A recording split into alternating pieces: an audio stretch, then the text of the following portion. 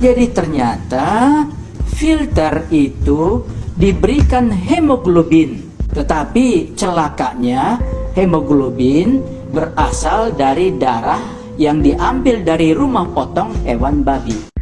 Ketua Komisi Nasional Pengendalian Tembakau atau Komnas PT, Dr. Hakim Sarimuda Pohan mengungkapkan bahwa dalam filter rokok yang banyak digunakan di Indonesia terkandung bahan yang berasal dari darah babi.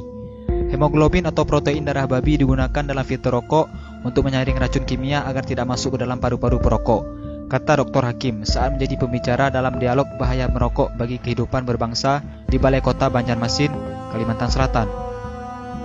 Dr. Hakim juga meyakini bahwa filter yang digunakan untuk rokok yang beredar di Indonesia merupakan filter impor yang mengandung komponen dari darah babi. Menurutnya, semua itu diketahui setelah adanya pernyataan yang diungkapkan ahli dari Australia atau Profesor Kesehatan Masyarakat dari Universitas Sydney, Simon Chapman. Profesor Simon Chapman menyatakan itu merujuk pada penelitian di Belanda yang mengungkapkan bahwa 185 perusahaan berbeda menggunakan hemoglobin babi sebagai bahan pembuat filter rokok. Profesor di Australia memperingatkan kelompok agama tertentu terkait dugaan adanya kandungan sel darah babi pada filter rokok. Profesor Simon Chapman juga menyatakan sekali lagi bahwa itu merujuk pada penelitian di Belanda yang berhasil mengungkapkan bahwa 185 perusahaan berbeda menggunakan hemoglobin babi sebagai bahan pembuat filter rokok. Menurut Dr. Hakim, sudah seharusnya umat muslim yang mayoritas di Indonesia ini menjauhi barang yang nyata-nyata dilarang dalam agama. Bukan hanya kaum muslim, tetapi kaum Yahudi juga melarang pemanfaatan babi untuk keperluan seperti filter rokok ini. Kabar penting ini harus diberitahu kepada para perokok yang alergi terhadap fatwa haram merokok.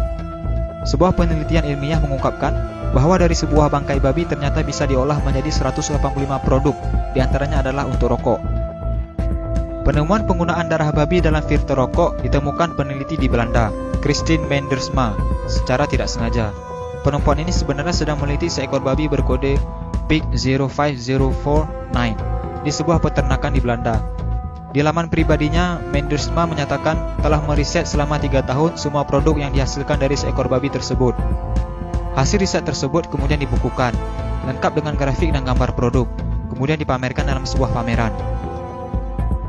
Tujuannya sederhana, menunjukkan kepada orang lain bagaimana sebuah produk itu dibuat dan dibungkus dan dari mana dia berasal, sehingga orang bisa tahu.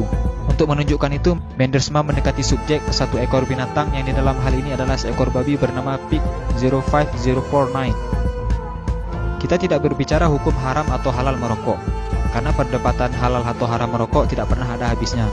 Kami hanya menyampaikan informasi penting ini agar para perokok bisa berpikir lebih jauh tentang filter rokok yang menggunakan darah babi.